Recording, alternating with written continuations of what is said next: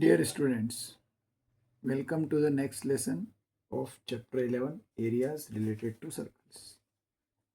पिछले लेसन में हमने एक्सरसाइज 11.1 के 4 क्वेश्चंस किए थे 1 2 3 4।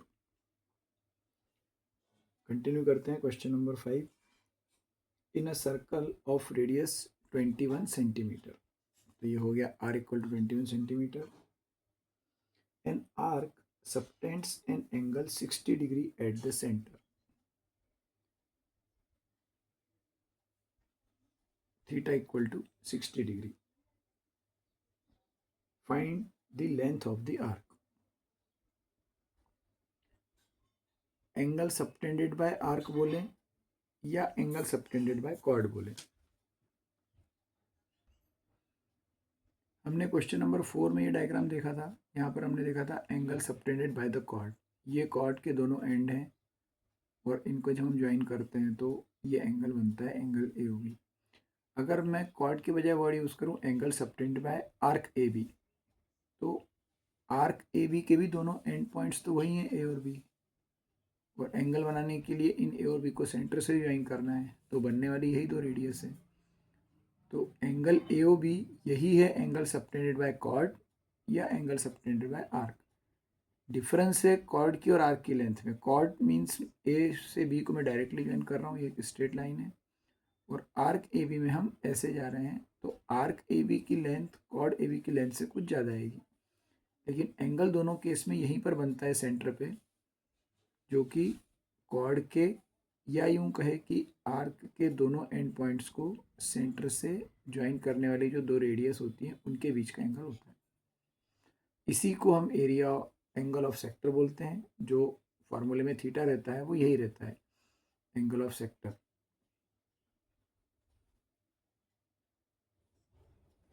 तो इस क्वेश्चन के हिसाब से थीटा की वैल्यू 60 डिग्री है। फर्स्ट क्वेश्चन में बोला है length of the arc. Chapter पूरा फार्मूला बेस्ड है, हर बार आपको डायग्राम बनाने की ज़रूरत पड़ेगी ही, ये भी कोई ज़रूरी नहीं है। Length of the arc theta by 360 into 2 pi R, ये फार्मूला हमने पढ़ा था।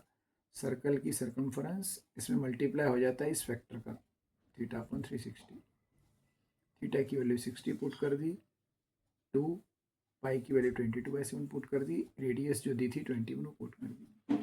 अब 7 से 21 सीधे कट जाएगा, 7 3 ज़ा 21 और 3 2 ज़ा 6, यहाँ पे आएगा 1/6, 6 कैंसिल, सब कुछ कटने के बाद बचेगा सिर्फ 22। तो अगर किसी सर्कल की रेडियस 21 है और उस सर्कल का कोई पार्ट, कोई आर्क सेंटर पे अगर 60 डिग्री का एंगल बनाता है, तो उस आर्क की लेंथ होगी 22 सेंटीमीटर। पूरे सर्कल का सरकमफ्रेंस यहाँ से आएगा 132, और उस 132 का 1/6, ये जो 2 पाई आर है, 2 इंटू पाई इंटू आर, ये कैलकुलेट करके आता है 132। इसका जो भी फैक्टर होगा, एंगल ये पोर्शन सर्कल का 1/6 है, तो 132/6 वही वैल्यू है, ये 22 सेंटीमीटर। सेकेंड है इस क्वेश्चन का area of the sector form by the arc. ये जो आर्क है 22 सेंटीमीटर लंबा आर्क, ये कितना एरिया सबटेंड करता है। ये आर्क जो सेक्टर बनाएगा उसका area of the sector form by the arc, जिसका फार्मूला हमने पढ़ा है theta by 360 into pi are square. Theta by 360 into pi are square, theta की वैल्यू फिर से वही पुट कर दी 60, आर फिर से वही रहेगा। डिफरेंस क्या है, लेंथ ऑफ आर्क में 2 पाई आर आता है, यहाँ पे पाई आर स्क्वायर आता है। ये फैक्टर तो 1/6 सेम है, 22/7, 7 से एक बार कटेगा 3, 3 से एक बार कटेगा 2, 2 से कटेगा 11, सब कुछ कटने के बाद एक बचेगा 21, एक बचेगा 11, 231। यहाँ पर नंबर्स को मैंने इसलिए कैंसिल नहीं किया है कि 10th क्लास तक आते थे ज़्यादातर स्टूडेंट्स को नंबर कैंसिल करने में कोई प्रॉब्लम नहीं होती। न्यूमरेटर डिनोमिनेटर दोनों एक सेम नंबर से जिससे भी डिवाइड होते हों, उनसे हम काटते जाते हैं और सब कुछ करते करते लास्ट में जो कुछ बचता है, यहाँ पर डिनोमिनेटर में कुछ भी नहीं बचेगा, सब खत्म हो जाएगा। सिर्फ एक बचेगा 21, एक बचेगा 11, दोनों का मल्टीप्लाई करके आता है 231। ये एरिया हमेशा सेंटीमीटर स्क्वायर में लिखते हैं, लेंथ ऑफ आर्क हमेशा सेंटीमीटर में लिखते हैं, इसलिए फर्स्ट क्वेश्चन का आंसर में सेंटीमीटर लिखा गया था 22, यहाँ पर आएगा सेंटीमीटर स्क्वायर। अब इस क्वेश्चन का थर्ड पार्ट है, area of the segment form by the corresponding chord. Segment जो होता है वो हमेशा कॉर्ड बनाता है। कॉर्ड के एक तरफ का एरिया माइनर सेगमेंट और दूसरे तरफ का area major segment. Corresponding chord means इस आर्क के करस्पॉन्डिंग कॉर्ड। ये जो आपकी 22 सेंटीमीटर लंबा जो आर्क था, इस आर्क के दोनों एंड पॉइंट्स को जब आप ज्वाइन करोगे तो वो कॉर्ड बनेगी और उसके हिसाब से उस कॉर्ड के करस्पॉन्डिंग सेगमेंट। अब हमने एक चीज़ पढ़ी है, सेगमेंट का एरिया निकालने के लिए सेक्टर के एरिया में से ट्रायंगल का एरिया माइनस करना पड़ता है। अगर एक ही क्वेश्चन में सेक्टर का एरिया और सेगमेंट दोनों पूछा है तो सेक्टर आप ऑलरेडी कैलकुलेट कर चुके हो, तो जब लंबा सा प्रोसीजर लिखते हैं area of sector minus area of triangle, फिर उसमें पुट करते हैं जैसा आपने पिछले किसी क्वेश्चन में किया था, उसकी ज़रूरत नहीं है, ये आपके पास ऑलरेडी है। अब जो ट्रायंगल बन रहा है, जैसे ये है आपका सेगमेंट, अगर आपने इस सेक्टर का एरिया ऑलरेडी निकाल लिया है 231, तो अब आप सिर्फ इस ट्रायंगल का एरिया कैलकुलेट करिए और उसमें से इसको माइनस कर देंगे तो सेगमेंट का एरिया आ जाएगा। तो हमको करना क्या है, हमें कैलकुलेट करना है एरिया ऑफ ट्रायंगल। अब एक और चीज़ यहाँ पर फॉर्मूला अप्लाई किया है, √3/4a²। ये हमने पहले के एक लेसन में डिस्कस किया था कि अगर area of sector, angle of sector अगर 60 डिग्री है तो जब भी 60 डिग्री का एंगल होता है वो ट्रायंगल इक्विलैटरल ट्रायंगल बनता है, तीनों एंगल 60 हो जाते हैं। और इक्विलैटरल ट्रायंगल का एरिया का डायरेक्टली एक फार्मूला है √3/4a²। ए होती है ट्रायंगल की साइड। हमारे इस चैप्टर में जो सर्कल की रेडियस है वही ट्रायंगल की साइड बन जाती है, तो ये बन गया √3/4r²। √3/4, इस क्वेश्चन में रेडियस 21 है, √3/4 इंटू 21 इंटू 21। अब 4 से 21 तो कटता नहीं है, एक इवन नंबर है, एक ऑड नंबर है, तो 21 का स्क्वायर कर लिया, 441 आ गया, इंटू √3 डिवाइडेड बाई 4। 441 इंटू √3/4, यहाँ तक हम पहुँच गए हैं। इसके आगे इस क्वेश्चन में लिखा है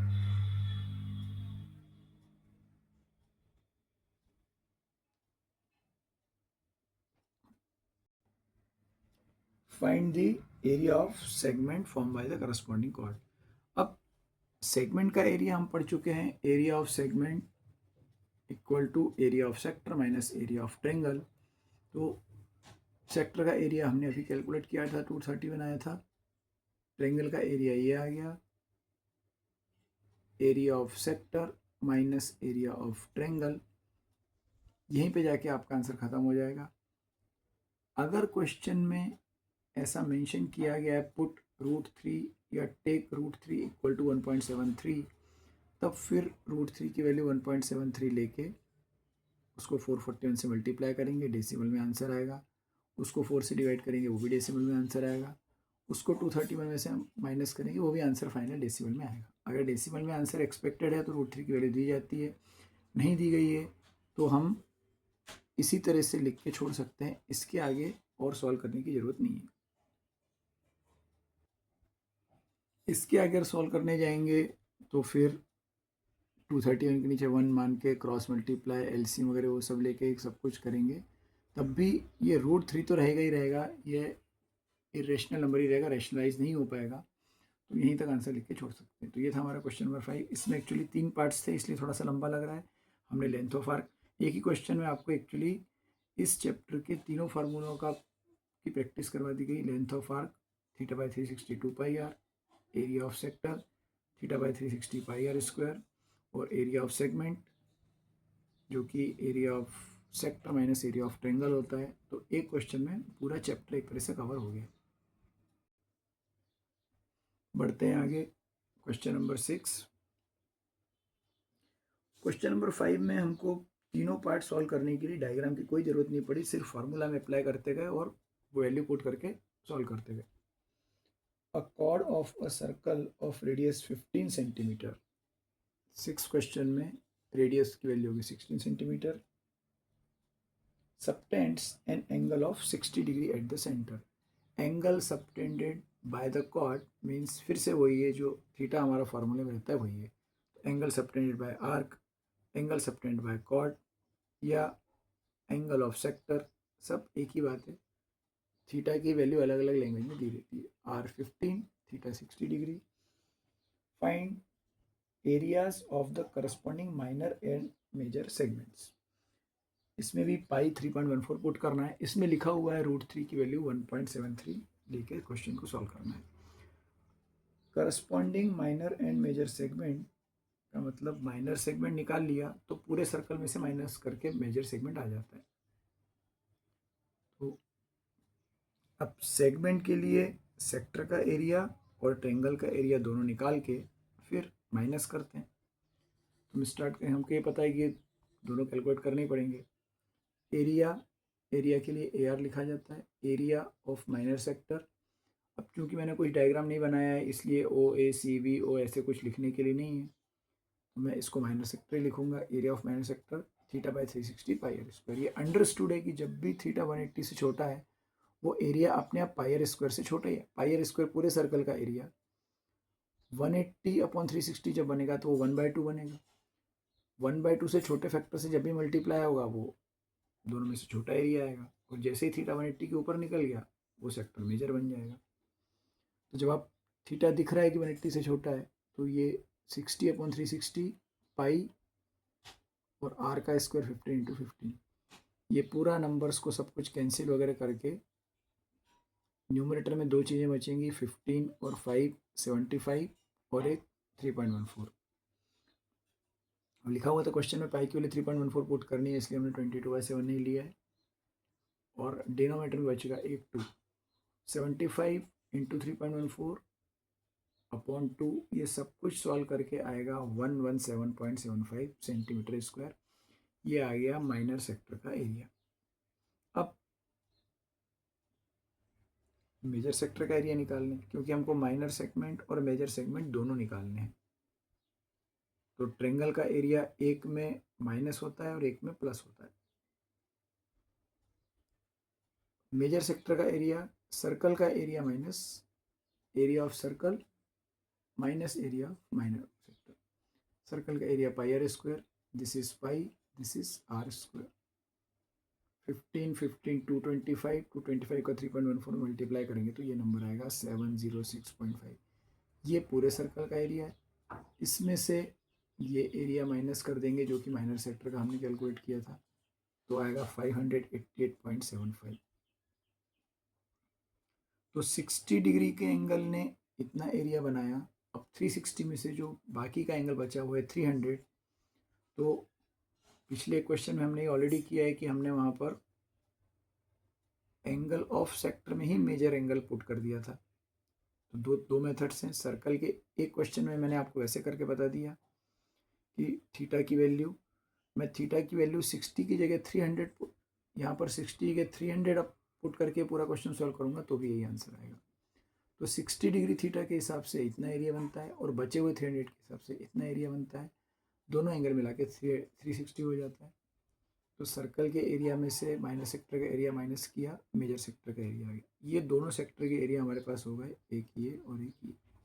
अब हमको ज़रूरत है ट्रायंगल के एरिया की। एरिया ऑफ ट्रायंगल फिर से जैसे ही 60 डिग्री मैंने देखा मुझे याद आ गया कि ये तो इक्विलेटरल ट्रायंगल बना है, मतलब यहाँ पर मैं √3/4 ए स्क्वायर ये फार्मूला यूज़ कर सकता हूँ।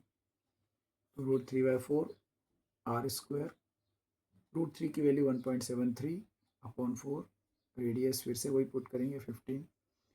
इन सबको सॉल्व करके इन तीनों का मल्टीप्लाई करना, 4 से डिवाइड करना, आंसर आएगा 97.3125। ये थोड़ा सा कैलकुलेशन टाइम कंज्यूमिंग हो सकता है क्योंकि आपको डेसिमल के नंबर को डिवाइड करना है। नंबर पूरी तरह से कैंसिल आउट नहीं हो रहे हैं। एक तो नंबर ऑड है ये दोनों, इसलिए 4 से कट भी नहीं पा रहे हैं। तो यहाँ पर 225 में डेसिमल का मल्टीप्लाई भी करना है और उस आंसर में 4 से डिवाइड करना है। तो कैलकुलेशन की स्पीड थोड़ी सी हो सकता है बढ़ानी पड़े। 97.3125 ये ट्रेंगल का एरिया आ गया। अब माइनर सेगमेंट का एरिया निकालने के लिए माइनर सेक्टर के एरिया में से ट्रेंगल माइनस करते हैं, ये हम ऑलरेडी पढ़ चुके हैं। Area of minor segment is equal to area of minor sector minus area of triangle. ये हमने 117.75 निकाला था सेक्टर का एरिया, उसमें से ट्रेंगल का एरिया माइनस करूँगा तो 20.4375 ये माइनर सेगमेंट का एरिया आ गया। तो जैसे पूरे सर्कल के एरिया में से पाई आर स्क्वायर में से माइनर सेक्टर को हटा दिया या माइनस कर दिया तो बचा मेजर सेक्टर, उसी तरह से सर्कल के एरिया में से अगर माइनर सेगमेंट को माइनस कर दिया जाए तो बचेगा मेजर सेगमेंट। अब ये मेथड इसलिए अच्छी है क्योंकि हमको यहाँ पर already pi are square calculate करना पड़ा है एक बार, जो कि 706.5 आ चुका है।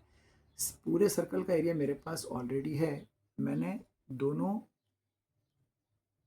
सेक्टर निकाल लिए हैं। तो मैं मेजर सेगमेंट का एरिया निकालने के लिए पूरे सर्कल के एरिया में से माइनर सेगमेंट को माइनस कर सकता हूँ। Area of major segment pi are square minus this area of minor segment.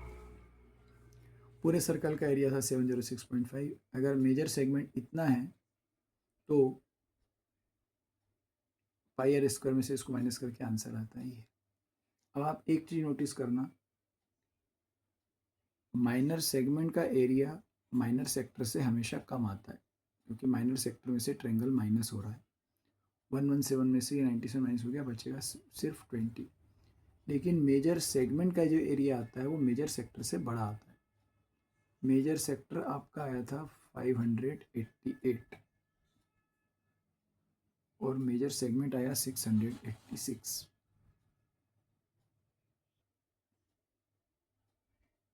Compare करेंगे तो मेजर सेक्टर से मेजर सेगमेंट बड़ा मिलेगा क्योंकि ट्रेंगल का एरिया प्लस हो रहा है। आप मेजर सेक्टर के एरिया में ट्रेंगल का एरिया प्लस करोगे तब ये नंबर आएगा। तो दो मेथड है मेजर सेगमेंट निकालने की, या तो पूरे सर्कल के एरिया में से माइनर सेगमेंट को माइनस कर दें या मेजर सेक्टर में ट्रेंगल के एरिया को प्लस कर दें। माइनर सेगमेंट का निकालने के लिए ट्रेंगल का एरिया माइनस होता है, लेकिन मेजर सेगमेंट का एरिया निकालने के लिए ट्रेंगल का एरिया प्लस होता है। रीजन, ये हमारा जो सेक्टर था पूरा, इसमें से जब ये ट्रेंगल हटाते हैं तब ये बचता है। अब मेजर सेगमेंट मतलब इस कॉर्ड के ऊपर का पूरा एरिया, इस एरिया में एक तो ये बाहर का सेक्टर शामिल है, इस रेडियस से इस रेडियस तक का, मीन्स अगर हम इसको शेड करें तो ये एरिया,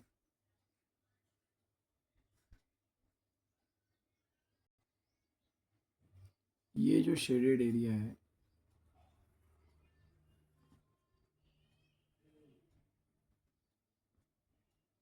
ये एरिया, ये मेजर सेक्टर है। माइनर सेक्टर इसके नीचे का, मेजर सेक्टर जो अभी हमने इस ब्लू कलर से शेड किया है। अब आप देखोगे कि इस शेडेड एरिया में मेजर सेक्टर के एरिया में जब ये ट्रायंगल हम प्लस करेंगे तब ये मेजर सेगमेंट बनेगा। मेजर सेगमेंट इस कॉर्ड के ऊपर का पूरा एरिया।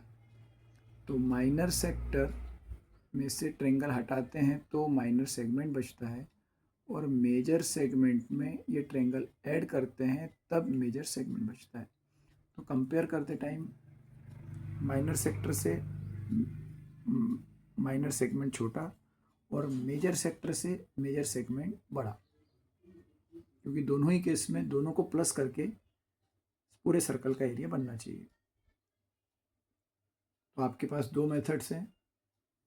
सर्कल के एरिया में से ऑलरेडी अगर आप माइनर सेगमेंट आप निकाल चुके हो तो उसको माइनस करो तो तब भी यही नंबर मिलेगा, और इसमें ये प्लस कर दें तो भी यही नंबर मिलेगा। तो ये था हमारा क्वेश्चन नंबर 6। इस लेसन में हमने दो क्वेश्चन किए, 5 और 6। आगे क्वेश्चन हम आगे के लेसन में करते हैं। मिलेंगे अगले लेसन में। Thank you.